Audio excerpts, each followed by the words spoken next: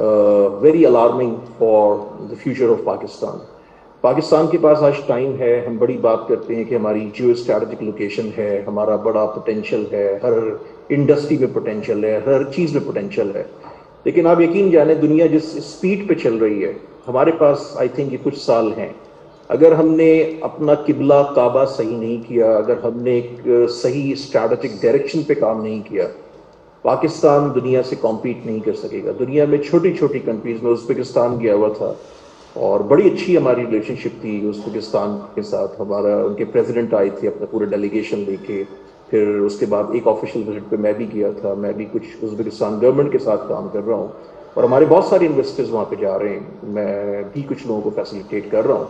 लेकिन जो एक छोटी सी कंट्री उज़्बेकिस्तान है, अगर आप उसकी इन्वेस्टमेंट स्ट्रैटेजी को अडॉप्ट करें, उसको स्टडी करें, जो लास्ट 3-4 ईयर्स में वहाँ पे चेंज आया है, जिस डायरेक्शन पे इस वक्त वो जा रहे हैं, जिस तरह से वो इन्वेस्टर्स की हैंड होल्डिंग करते हैं, हमें उन खतूत पे चलना होगा। और इसके लिए आपको एक डेमोक्रेटिक गवर्नमेंट चाहिए, एक स्ट्रॉन्ग गवर्नमेंट चाहिए, एक स्ट्रॉन्ग लीडरशिप चाहिए, कंटिन्यूशन ऑफ पॉलिसीज चाहिए, एक political stability of the country चाहिए। ये वो तमाम फैक्टर्स हैं जो इन्वेस्टर को कॉन्फिडेंस देते हैं। अदरवाइज लिप सर्विस से आप 6 महीने, 10 महीने, साल गुजार सकते हैं, उससे ज़्यादा आप काम नहीं कर सकते। बट हमें अगर आगे आने वाली जनरेशन्स के लिए देखना है, इस मुल्क का फ्यूचर देखना है, तो हमें इकोनॉमिक रोड मैप के लिए, इन्वेस्टमेंट स्ट्रैटेजीज़ के लिए एक पेज पर आना होगा और उसमें हमें पॉलिटिक्स को साइड पे रखना होगा। So this is my concluding remark, and I appreciate the organizers of this seminar for hosting this academic interaction, and I hope कि इसकी जो outcome आएगी और जो इसकी आप awareness create करेंगे, जो इस वक्त के decision makers हैं, वो उसको consider करेंगे। पाकिस्तान जिंदाबाद।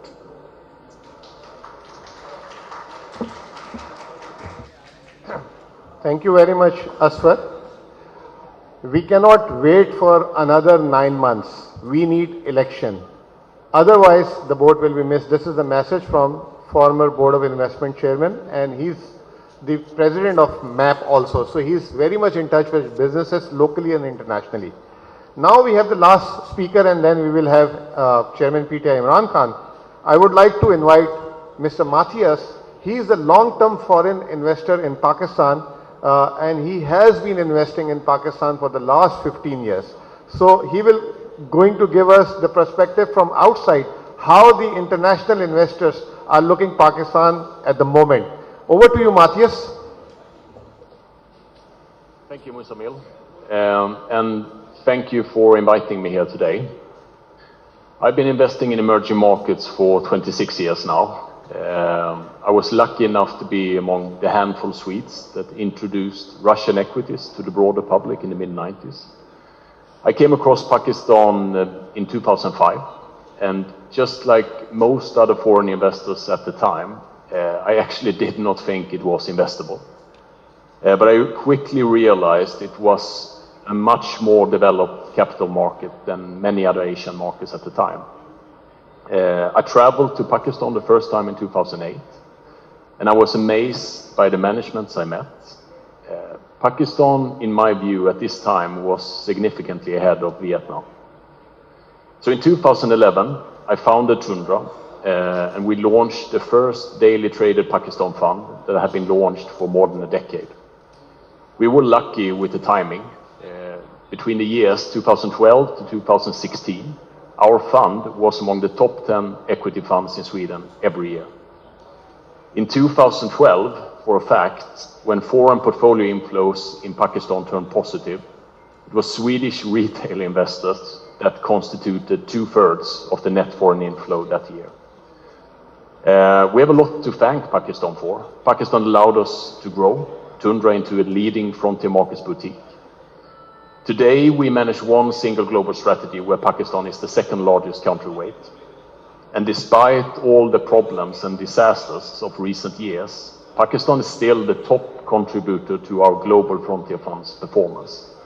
And it's been the major reason why we are today the overall highest ranked fund globally in the frontier category. Between the start of 2009 until late October 2014, Pakistan attracted $1.4 billion in foreign portfolio inflows to its equity market. Since late 2014 and until today, the same investors have sold $2.7 billion worth of Pakistan equity. So what happened? First of all, it's important to understand that Pakistan has not been alone in its suffering. Small emerging markets have generally shown a similar pattern. With few exceptions, Indonesia and Vietnam are two of them.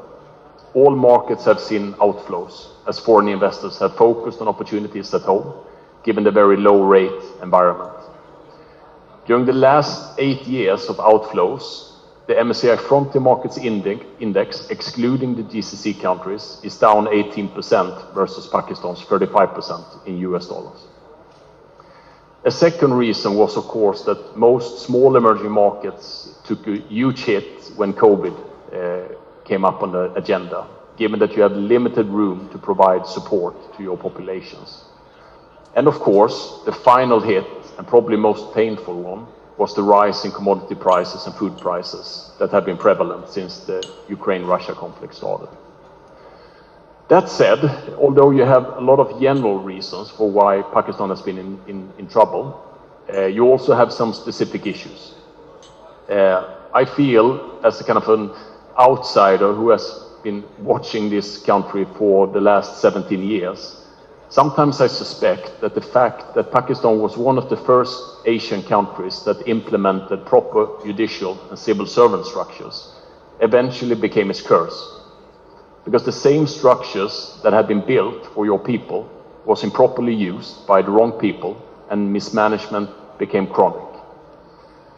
As mismanagement and corruption became prevalent, the young people at the time got the wrong role models, and it was allowed to become a normal routine and actually a necessity to succeed. It has not destroyed the country, but it has slowed down your progress significantly. A country, however, is not defined by its leaders, but by its people. We meet so many amazing people when we travel Pakistan, who run successful and honest businesses, and who really want what is best for Pakistan. A key component when we do research is to assess in what way a potential portfolio company benefits society. The reason is very simple, because after corporate governance risk, state governance risk, meaning the risks of sudden changes in regulations, the taxman knocking on your door, is the biggest risk in our markets. So if we invest in companies that help the local community forward, or if I can put it that way, make the politicians look better than they actually are, this risk is significantly reduced.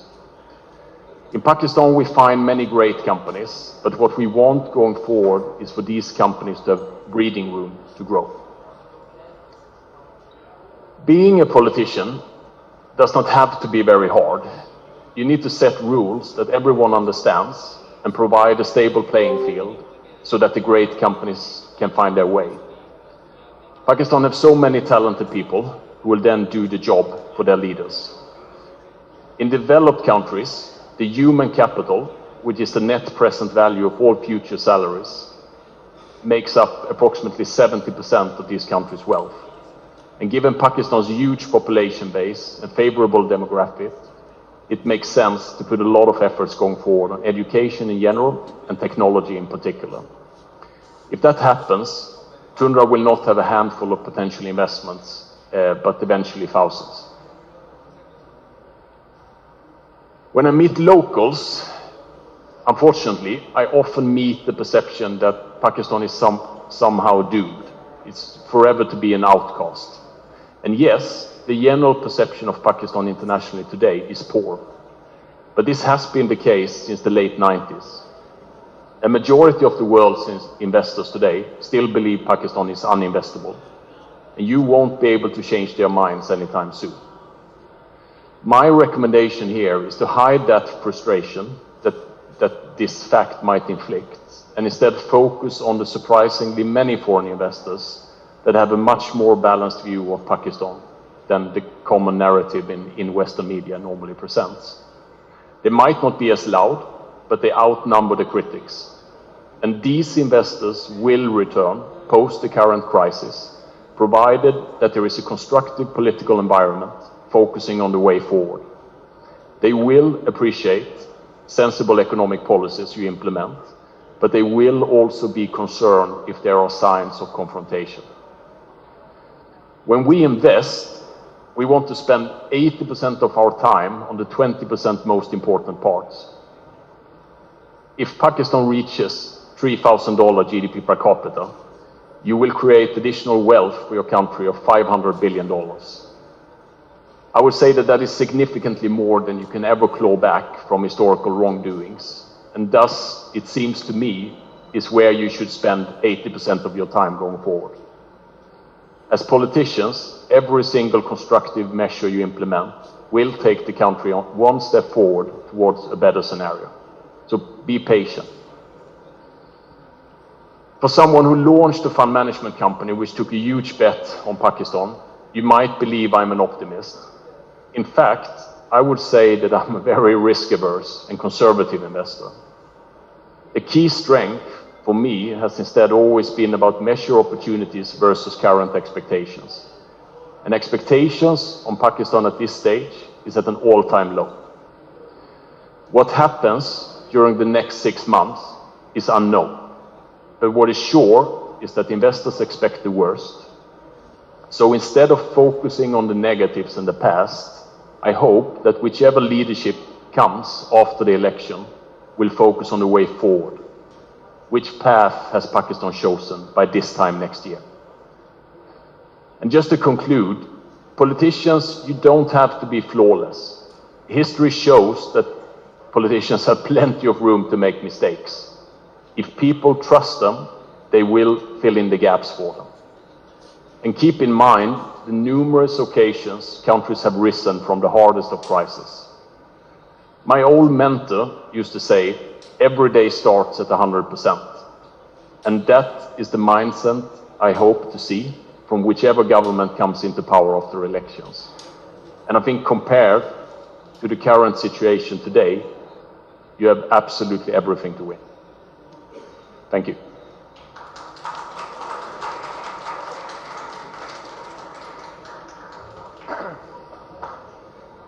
Thank you very much, Matthias, and thank you for your time. The punchline from Matthias is, next 6 months is unknown, and we have to make sure we should not waste time. My next panelist is none other than Chairman Pakistan PTI Imran Khan Sahab. Please give him a warm welcome before he addresses.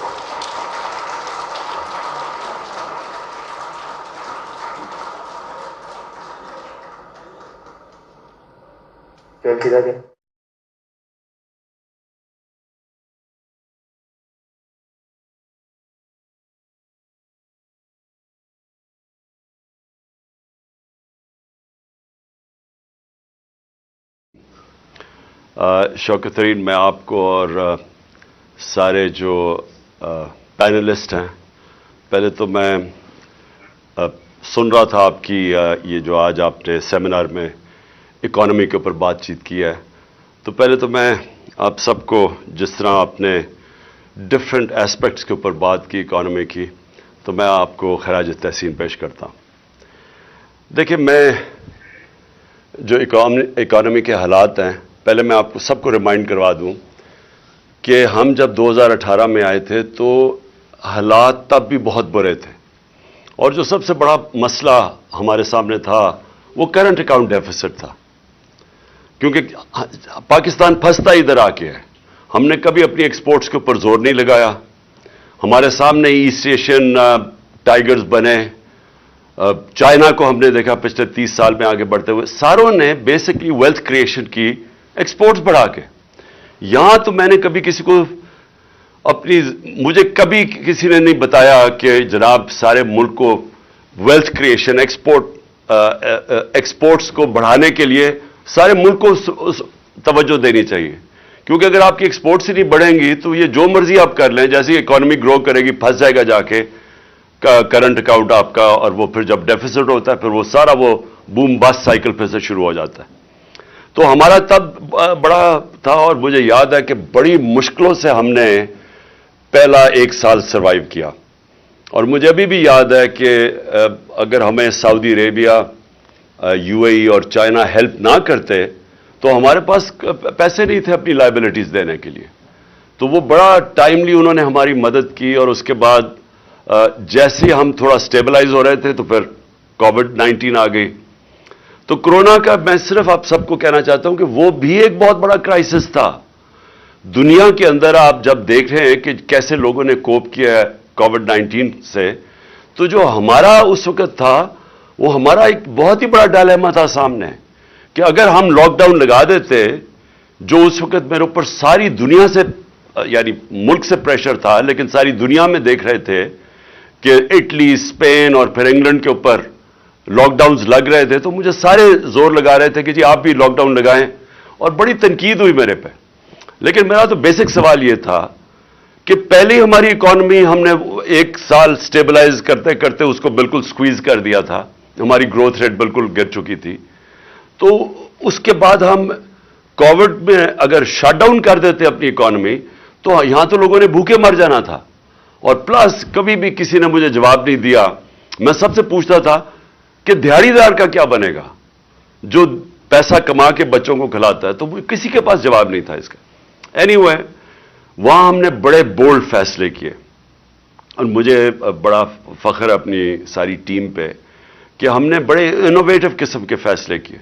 میں نے خود پھر وہ جو IMF کی head تھی ان کو میں نے خود ٹیلی فون کر کے بڑی مشکل سے کنونس کیا کہ ہمیں جو IMF کا پروگرام ہے اس سے ہمیں آپ کو تھوڑی لیوے دینی پڑے گی, نہیں تو ہمارے یہاں لوگ بھوکے مر جائیں گے. اور اس سے پھر کنونس کر کے ہم نے اپنی ایگریکلچر کے اوپر پوری خاص طور پہ کنسٹرکشن انڈسٹری کے لیے پھر ہم نے ان سے خاص رعایت لی, انسینٹیوز لیے. اور ہم نے ہماری جو کنسٹرکشن انڈسٹری تھی اس کے اندر جو گروتھ ہوئی اس نے ایکچولی روزگار بھی بچا دیا لوگوں کا, اور ہماری جو گروتھ ریٹ تھی اس کو بھی آہستہ آہستہ پک کرنا شروع کیا. اور جو تیسرا اور چوتھا سال تھا اس کے اندر ڈسپائٹ کووڈ ہماری جو مینشن کیا ہوگا 5.7% گروتھ ریٹ تھی, اور جو آخری سال میں 6% تھی. تو ہم ایک بڑے یعنی ڈبل کرائسس سے نکلے تھے. ایک تو پہلے ہی ہمارا جو میسو کرنٹ اکاؤنٹ ڈیفیسٹ تھا, اور دوسرا کووڈ کا جو مسئلے آئے. اب کوشچن سب سے پہلے تو یہ ضرور پوچھنا چاہیے کہ ادھر سے جب یہ رجیم چینج کی گئی تو مجھے ابھی بھی سمجھ نہیں آئی کہ جو رجیم چینج کرنے والے تھے کیا انہوں نے ریئلائز کیا کہ ساری دنیا میں کموڈٹی سپر سائیکل آیا ہوا تھا, انرجی پرائسز ساری دنیا میں اوپر چلے گئے تھے, اور کیا انہوں نے ریئلائز نہیں کیا کہ ہم بڑا ایک بیلنسنگ ایکٹ کر رہے تھے پاکستان میں.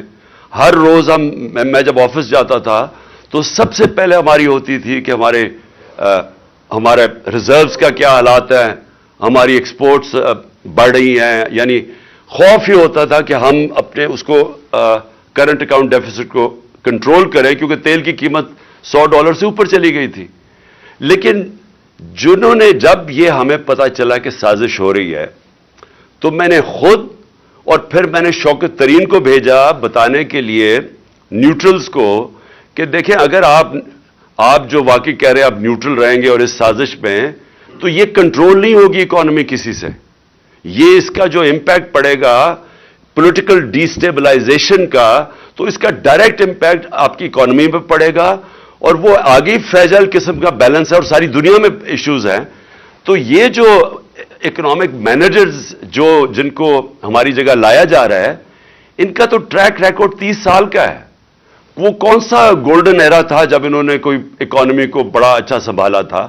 کیونکہ 90s کے اندر ڈاکٹر عشرت حسین اپنی کتاب میں لکھتے ہیں کہ 90s سے پہلے پاکستان تو سارے سب کانٹیننٹ میں اکنامک انڈیکیٹرز پاکستان کے بہتر تھے. 90s میں ہم پیچھے جانا شروع ہوئے جب سے یہ دو خاندان آئے ہیں. تو ان کا کون سا ٹریک ریکارڈ تھا کہ انہوں نے کسی ملک کو اکانومی کو سنبھالا تھا کہ ان کو پھر لایا جا رہا تھا؟ اور وہی جو آج ہوا ہے یہ ہونا ہی تھا. اور میں نے اس سے 5-6 مہینے پہلے میں نے یہی پریڈکٹ کیا تھا کہ یہ جو گورنمنٹ آئی ہے انہوں نے ملک کو ڈیفالٹ کی طرف لے جانا ہے, اور میرے اوپر انہوں نے کہا جی آرٹیکل 6 لگا دینا چاہیے, غدار ہے یہ ملک کا. تو آج اب جدھر ہم کھڑے ہیں, کوشچن تو اب یہ ہے کہ اسے نکلنا کیسے ہے. نمبر 1 چیز, جب تک اس ملک کے اندر پولیٹیکل سٹیبلٹی نہیں آئے گی, کوئی بھی آپ جینیس لے آئیں اکانومی کا, وہ اب کچھ نہیں کر سکتا. کیونکہ جو اکانومی ہے, اکانومی ڈائریکٹلی ساری دنیا کے اندر وہ ڈیمانڈ کرتی ہے سرٹنٹی. جب تک سرٹنٹی نہیں ہوتی, بزنسز ہم سب جانتے ہیں, اور آپ تو خیر میرے سے بہتر جانتے ہیں اکانومی جہاں بیٹھے ہوئے ہیں, تو وہ جب تک ایک اکانومی کے اندر لوگ پریڈکٹ نہیں کر سکتے کہ میں آج اگر پیسہ انویسٹ کروں گا تو آگے اگلے 6 مہینے 1 سال 2 سال تک ماحول کیا ہوگا ملک کا, لوگ انویسٹ نہیں کرتے. تو آج جدھر ہم کھڑے ہیں, یہ کون آج پریڈکٹ کر سکتا ہے کہ 1 مہینے کے بعد کیا ہوگا پاکستان میں؟ کسی کو بھی نہیں پتا. اسی لیے سارے جو باہر کی بھی بزنس جو فائنانس کمیونٹی ہے وہ بھی اس کا ریفلیکٹ کر رہا ہے, یہ جو سی ڈی ایس پاکستان کا پہنچ گیا 122 پہ, وہ ریفلیکٹ کر رہا ہے کہ وہ اب نہیں فیل کرتے کہ پاکستان کی اکانومی اپنی لائبلٹیز بیٹ کر سکتی ہے. اندر پہلی گیلپ کی سروے ہے کہ 88% بزنس مین کہتے ہیں کہ جو پاکستان کا ڈائریکشن ہے اکانومی کا, یہ گورنمنٹ کا, وہ غلط طرف ہے. یعنی ان کا بھی کانفیڈنس نہیں ہے. تو کانفیڈنس تو ریسٹور کرنے میں صرف ایک چیز ہے, اور وہ الیکشنز کروانا. اور یہ اب سے نہیں, یہ جب سے ہماری گورنمنٹ گئی ہے, میں تب سے لگا ہوں کہنے کہ آپ جب تک الیکشن نہیں کروائیں گے اس ملک میں پولیٹیکل سٹیبلٹی نہیں آنے لگی. اور یہ ہمیں کہنا, سارے کہہ رہے ہیں جی کہ یہ جو آپ ساری موومنٹ کر رہے ہیں یا پولیٹیکل ایکٹیویٹی کر رہے ہیں, یہ کوئی واپس پاور آنے کے لیے کر رہے ہیں. پاور میں تو ہم نے آنا ہی ہے انشاءاللہ. وہ تو آپ جو حالات یہ گورنمنٹ نے کر دیا ہے, ہمیں تو الیکشن کیمپین کرنے کی بھی ضرورت نہیں ہے. جو اس وقت ملک کا حال ہے, اور جو اکانومی کا حال ہے, جو مہنگائی کا حال ہے, اور جو آج بزنس کمیونٹی جو شاید سمجھتی تھی کہ یہ کچھ کر دیں گے, وہ سب کو اب یہ متفق ہے کہ گورنمنٹ تو اب کچھ نہیں کر سکتی. لیکن اور جتنی دیر چلتا جائے گا ہماری پارٹی گین کر رہی ہے, اور وہ واضح ہے, چاہے بائی الیکشنز ہو چاہے اوپینین پولز ہو. لیکن مجھے جو خوف آ رہا ہے کہ یہ پاکستان کو ادھر لے جائیں گے جدھر یہ سب کے ہاتھ سے باہر نکل جائے گا. یعنی یہ ادھر نہ پہنچ جائے کہ ہمیں اتنی پیچھے دھکیل دیں کہ جو بھی گورنمنٹ آئے گی اس کے لیے بہت ہی مشکل ہو پھر یہ سچویشن کو کنٹرول کرنا. تو میری number 1 free and fair elections, اور یہ جتنی جلدی ہو سکے یہ ہماری ریوائول کی بگننگ وہ ہوگی. یعنی ہم پھر سے شروع کریں گے اپنے ملک کو اٹھانے کے لیے. وہ ہوگا ہی تب جب کہ ایک گورنمنٹ آئے, اور گورنمنٹ آئے اچھی اکثریت سے. مجھے اگر کسی نے پوچھا کہ جی آپ اگر پھر سے آپ کو موقع ملتا 2018 پہ تو آپ کیا کریں گے, تو ود ہائنڈ سائٹ میں کبھی گورنمنٹ نہ لیتا. کیونکہ ایک طرف اکنامک چیلنجز بڑے تھے, دوسری طرف پاکستان کے اندر رول آف لا نہیں ہے. تو کمزور گورنمنٹ کے ساتھ تو یہ آپ کر ہی نہیں سکتے, رول آف لا ہی نہیں اسٹیبلش کر سکتے. آپ یہ جو اکنامک چیلنجز فائٹ کر ہی نہیں سکتے جب تک آپ کی اسٹیبل گورنمنٹ نہ ہو. پریزیڈینشل سسٹم بالکل مختلف ہے, اس میں اسٹیبلٹی ہے, لیکن پارلیمنٹری سسٹم جس کے اندر coalition government with a thin majority, اس کے لیے تو بہت ہی مشکل ہے کہ بڑے چیلنجز کو کوپ کرنے کے لیے. تو میں اگر پھر سے ہوتا میں پھر الیکشن کروا دیتا, میں کبھی گورنمنٹ نہ لیتا. تو میں اب سمجھتا ہوں کہ ایک گورنمنٹ آئے ود اے کلیئر میجورٹی, اور وہ پھر سب سے پہلے رول آف لا امپلیمنٹ کرے. میں ایک اکانومی کی اب بات کر رہا ہوں. اکانومی جو ہے, جو پاکستان کی اکانومی کے مسائل ہیں وہ ریلیٹڈ ہے رول آف لا سے. جب تک رول آف لا نہیں ہوتا آپ کی گورننس ٹھیک نہیں ہو سکتی. یہ جو مافیاز بیٹھے ہوئے ہیں پاکستان میں, ہر جگہ مجھے جو سب سے بڑا پرابلم کیا ہے, مافیاز ہیں. میں ایف بی آر کے اندر شروع میں ہم ٹیکنالوجی لانا چاہتے تھے, ہم کوشش کرتے رہے کہ وہ ٹیکنالوجی کا استعمال کر کے ہم اپنی ٹیکس کلیکشن بڑھائیں. آپ یقین کریں کہ 1 سال تک ہر وقت وہ سیبوٹاج ہو جاتا تھا اندر سے. اندر لوگ بیٹھے ہوئے تھے جو نہیں لانا چاہتے تھے, کیونکہ پریزنٹ سسٹم سے اتنا زیادہ اس میں پلفریج ہے, وہ ٹیکنالوجی نہیں آنے دیتے تھے. جب اینڈ میں مجھے افسوس یہ ہے کہ جب فائنلی ہم نے یہ بریک ڈاؤن کر کے اور ہم پہنچ گئے ٹریک اینڈ ٹریس سسٹم پہ, یہ جو سیلز ٹیکس کی ایویژن ہے وہ بلینز اور بلینز میں ہے, وہ ہم نے جب ٹیکنالوجی وہ لے آئے, اور دوسرا پھر ہم نے یہ ڈیٹا بیس نادرا کے ڈیٹا بیس سے ٹیلی کر کے, شوکت تری نے پتہ نہیں مینشن کیا یا نہیں, ہم نے آئیڈینٹیفائی کیے ٹیکس پیئرز جو کہ اچھے لائف سٹائل ان کا تھا لیکن زیرو ٹیکس دیتے تھے, وہ ہم نے بیس بڑھانے کے لیے ادھر ہم پہنچے, تو انفارچونیٹلی تب ہماری گورنمنٹ گرا دی گئی. تو نمبر 1 چیز ہے کہ پاکستان میں ایک طاقتور government rule of law establish کرے. یہ جو مافیاز ہیں ہر جگہ, شوگر مافیا ہے, یہ سیمنٹ ہے, سب سے بڑا مافیا ریل اسٹیٹ مافیا. آپ سوچ نہیں سکتے کہ ان کی اب اس وقت پاور کیا ہے. اور اب میں آپ کو مثال دیتا ہوں کہ ابھی جو ریسنٹلی ہوا ہے, ہم نے ایک ایل ڈی اے والے آئے میرے پاس, انہوں نے اس کے ڈی جے نے مجھے بتایا کہ 200 ارب روپے کی زمین بیچ دی گئی ہے, یا وہ دریا کے اندر تھی, ریور بیڈ میں تھی, یا وہ ایریگیشن کی, اور یا فارسٹ کی زمین, اور وہ بیچ کے پلاٹس بیچ کے پیسہ بھی باہر چلا گیا. تو میں نے ان سے پوچھا تم نے کیوں نہیں ایکشن کیوں نہیں لیا؟ انہوں نے کہا ملٹیپل FIRs کاٹی, پولیس کو پیسہ کھلایا ہوا تھا, پولیس نہیں وہ اس کو اپروچ کرتی تھی. انہوں نے جب لوگ اپنے بھیجے, انہوں نے باقاعدہ مارا ان کے لوگوں کو, اور الٹی ان کے اوپر FIR کاٹ دی. انہوں نے جو بھی ڈپارٹمنٹس جاتی تھی نیچے سے پیسے, اتنا پیسہ ہے اس میں, تو آپ یہ سوچ لیں کہ یہ ہر لیول پہ چل رہا ہے. اور آپ امیجن کریں پیسہ کتنا ہے پاکستان میں, کہ یہ جب میں نے CDF بڑی مشکلوں سے ہم نے کیڈسٹرل میپنگ کروائی, وہ بھی دیر لگی, ڈیلے کرتے رہے. تو جب ہم نے وہ میپنگ کروائی, یعنی ڈیجیٹلائزیشن کی, ہم نے لینڈ ریکارڈز کی, تو صرف اسلام آباد میں 1200 ارب روپے کی زمین کے اوپر قبضہ ہوا ہے, گورنمنٹ کی زمین کے اوپر, اور یہ سارے پاکستان میں ایسے ہی ہے.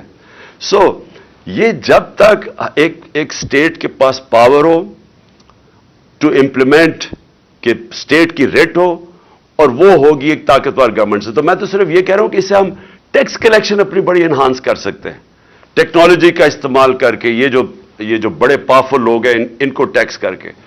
اور پھر سیکنڈلی ایکسپورٹس کے اوپر, اور مجھے فخر تھا کہ ہم نے زور لگا کے میٹنگز کر کے ایکسپورٹرز سے مل کے رکاوٹیں ان کی ہٹاتے گئے, کیونکہ ہر جگہ ایکسپورٹرز کے لیے رکاوٹیں تھیں. تو میں نے ریئلائز کیا ہمارا مائنڈ سیٹ ہی نہیں ہے اس چیز کے اوپر. یعنی کئی میں آپ کو مثالیں دے سکتا ہوں کہ جدھر ایکسپورٹر ملک کو بینیفٹ پہنچا رہا ہے, ڈالرز لے کے آ رہا ہے, لیکن اس کے لیے ہر قسم کا جو ہمارا سسٹم ہے رکاوٹیں پیدا کی ہوئی تھیں. تو جو ایک مائنڈ سیٹ اب چینج کرنے کی بات ہے کہ سارے ملک کو ہم نے لگانا ہے کہ ہم ڈالر کیسے زیادہ ملک میں آ سکتے ہیں. ہم نے ریمیٹنسز بڑھائی, ہم نے انسینٹیوائز کیا اپنی اوورسیز پاکستانیز کو, انہوں نے بینک چینل سے پیسے بھیجے, تو ریکارڈ ریمیٹنسز بھی آئیں. لیکن اس سے بہت کچھ اور ہو سکتا ہے. سب سے بڑی چیز یہ ہے کہ جب رول آف لا ہو تو ہمیں انویسٹمنٹ آئے گی باہر سے. میری کنٹینشن یہ ہے کہ 10 بلین بیرون پاکستانی ہیں. اگر ہم ان میں سے 20 لاکھ کو بھی 15 لاکھ کو بھی اگر ہم ان کو انویسٹمنٹ کے لیے لے آئیں پاکستان میں, تو وہ ہمیں, میرے خیال میں وہ اتنا زیادہ پیسہ لا سکتے ہیں کہ ہمیں ضرورت نہیں ہے کسی سے پیسے لینے کے لیے. لیکن ان کا, اور اب اوورسیز پاکستانی سے پوچھیں, کیونکہ میرا ان سے انٹریکشن ہے, انہوں نے مجھے شوکت تھانہ میں مدد کی, نمل یونیورسٹی میں 30 سال سے میرا انٹریکشن ہے, PTI میں جس کو یہ فورن فنڈنگ کہتے ہیں, یہ اوورسیز پاکستانیوں نے ہمیں فنڈ کیا. آپ ان سے پوچھیں کہ کیوں نہیں انویسٹ کرتے پاکستان میں, دبئی میں چلے جاتے ہیں انویسٹ کرنے کے لیے. یہی پاکستانیز آپ دیکھیں گے ملیشیا بھی انویسٹ کرتے ہیں, پاکستان نہیں آتے. ایک وجہ ہے, کسی کو کانفیڈنس نہیں ہے کانٹریکٹ انفورسمنٹ پہ. ان کو یہ خوف ہے کہ ان کے ساتھ کوئی فراڈ ہوگا, اور ہوتے ہیں زمین پہ ان کے قبضے ہو جاتے ہیں, پلاٹس پہ قبضے ہو جاتے ہیں. تو اگر آپ نے کوئی کاروبار شروع کرنا ہے, ان کو کانفیڈنس ہی نہیں ہے کہ یہاں ان کو پروٹیکشن ملے گی پاکستان کے انصاف کے نظام سے. سو میں اگر آپ کو سارا سم اپ کر دوں اینڈ میں کہ دیکھیں جدھر یہ لے کے جا رہے ہیں پاکستان کو, مجھے افسوس سے کہنا پڑتا ہے کہ جو بھی اب گورنمنٹ آئے گی اس کو وہ سٹیپس لینے پڑیں گے جو ہم نے آج تک لیے نہیں ہیں. وہ اس کا بیسس ہوگا کہ ہم نے قانون کے نیچے قانون کی بالادستی قائم کرنی ہے, اور یہ نمبر 1 چیز ہوگی جو, اور یہ آسان نہیں ہوگا کیونکہ جو طاقتور ہے وہ آرام سے قانون کے نیچے نہیں آتا. لیکن اگر ہم نے یہ شروع کر دیا تو جیسے جیسے لوگوں کو کانفیڈنس ہوتا رہے گا پاکستان کے جسٹس سسٹم میں, تو یہاں انویسٹمنٹ کی کوئی کمی نہیں ہے, کیونکہ 22 کروڑ لوگ ایک بہت بڑی مارکیٹ ہوتی ہے. یہ مجھے سیمنز کا مجھے چیئرمین ملا ادھر ڈیووس میں, تو وہ میرے سے پوچھ رہا تھا کہ کیوں نہیں سارے اس وقت ساری دنیا کی بڑی بڑی ملٹی نیشنلز کے ہیڈ کوارٹرز پاکستان میں ہونے چاہیے, آپ کا 22 کروڑ کی آپ کی آبادی ہے, لیکن آپ اس کو جب آپ آگے بڑھیں گے تو ایونچلی وہ آ جائے گا کہ ان کو پاکستان کے سسٹم میں کانفیڈنس نہیں ہے. تو ایک ہمیں سٹیبلٹی چاہیے ہے, ایک گورنمنٹ آئے جو کہ 5 سال کے لیے آئے اور سٹیبل گورنمنٹ ہو. اس کے بعد وہ انفورس کرے رول آف لا, جس کے اندر بزنس کی پروٹیکشن کے لیے کانٹریکٹ انفورسمنٹ, اس کے لیے اگر آپ اسپیشل کورٹس بھی بنانے پڑیں, لیکن جو ایکسپورٹ انڈسٹری جو بھی انویسٹ کرتا ہے ہماری ایکسپورٹ انڈسٹری کے اندر, ان کو اسپیشلی انسینٹیوائز کریں. جو بھی آگے سے اگر کبھی جو میرے سے ایک غلطی ہوئی وہ اینڈ میں ہم نے کرنے کی کوشش مجھے شروع میں کرنا چاہیے تھا کہ آگے سے جو بھی ہم اب ایمنسٹی کبھی دیں تو ایمنسٹی صرف ایک ہونی چاہیے کہ جو بھی اپنا پیسہ انڈسٹری میں لگائے گا اسی کا صرف وہ بلیک کا پیسہ وائٹ کر سکتا ہے. یعنی ہم سارا ڈائریکشن اپنے ملک کا ویلتھ کریشن میں لگائیں, انڈسٹری میں لگائیں. بزنسز کی رکاوٹیں جو ہم دور کر رہے تھے اسمال اور میڈیم انڈسٹری کے لیے, ہم نے خاص طور پہ اینڈ میں میٹنگز دیتا تھا, ان کی گلوٹین کرتے تھے, جو ڈفرنٹ ریگولیشنز ہیں جو ان کے لیے کاسٹ آف ڈوئنگ بزنس میں اضافہ کر دیتے تھے. اور میں آخر میں یہ کہنا چاہتا ہوں کہ دیکھیں میرا جتنا بھی یہ 3.5 سال میں نے دیکھا کہ اتنا زیادہ پوٹینشیل ہے یہاں. نمبر 1 ٹورزم, جتنا ٹورزم کے اندر, کیونکہ میں انفارچونیٹلی کووڈ کے 2 سال آ گئے جس میں دنیا میں ٹورزم افیکٹ ہوئی, لیکن میں آپ کو یہ بتا رہا ہوں کہ پاکستان میں ایسی ایسی جگہ ہیں, اور ہم نے ایک پورا پلان بھی کیا ہوا ہے ایک سکردو کے اندر ایک جگہ کہ پوری ریزورٹ بنے, کیونکہ وہ ایسی ایسی جگہ ہماری. آسٹریا سے میرے پاس ٹورزم کے لوگ آئے, انہوں نے کہا کہ Pakistan could become the next skiing centre in the world, کیونکہ وہ گلوبل وارمنگ سے برفیں پگھلتی ہیں جلدی یورپ کے اندر, تو پاکستان کی ہائٹس اتنی زیادہ. سو ٹورزم ایک ہے, ہر قسم کی ریلیجس ٹورزم ہے, وہ سارا ہمارا جو کوسٹ لائن ہے وہ ساری ورجن ٹیریٹری ہے, اور ماؤنٹن ٹورزم. اور تیسری چیز کہ پاکستان کے اندر جو ہم نے کبھی زور نہیں لگایا کنیکٹیوٹی کا, وہ ہم اینڈ میں کوشش کر رہے تھے. سارا سینٹرل ایشیا اس وقت پاکستان کے لیے, اور افغانستان میں اگر اسٹیبلٹی جو اب آ رہی ہے تو ہمارے لیے وہ سارا ایک ایریا وہ بھی ورجن ٹیریٹری ہے, اس کے اندر بھی اتنا زیادہ پوٹینشیل ہے جو ہم نے اینڈ میں جا کے کوشش کی تھی ایکسپلور کرنے کی. اور آخر میں یہ جو ہمارا اس وقت کرائسس ہے یہ انرجی کا, میں فرم بلیور ہوں کہ ہمیں آتے ساتھ ہی ہمیں رشین آئل لینا چاہیے تھا. ہم نے ان سے بات کر لی تھی کہ اپریل کے اندر ہم نے روس سے تیل خریدنا شروع کر دیا تھا ڈسکاؤنٹڈ ریٹ پہ جو ہندوستان کر رہا تھا. اور یہ اتنے خوف زدہ ہوتے ہیں امریکن سے, یہ ریئلائز نہیں کرتے کہ انڈیا ہمارے سامنے, انڈیا نے سٹینڈ لیا, انہوں نے پوری زور لگایا کہ انڈیا روس کا تیل نہ لے. آپ کے سامنے ہے وہ جو انڈین فورن منسٹر نے کتنی اپنے ملک کے لیے وہ کھڑا ہوا, یعنی وہ امریکنز انڈرسٹینڈ کرتے ہیں یہ چیز. ہمارا اس وقت تقریباً 10 کروڑ لوگ ہیں جو ونربل ہیں, 5 کروڑ لوگ ہماری غربت سے لکیر سے نیچے ہیں, 5 کروڑ لوگ اوپر اتنے ہیں کہ اگر پرائس شاک آتا ہے وہ نیچے چلے جاتے ہیں. تو اس وقت جو سب سے بڑا پرابلم ہے یہ جو انرجی ڈریون انفلیشن ہے, تو ہمیں تو اس کے اوپر پورا اپنا ان کو, اور میں بلیو کرتا ہوں کہ ہم کنونس کر سکتے تھے امریکنز کو, ہم کنونس کر سکتے تھے کہ ہمیں سستا تیل آنے دو.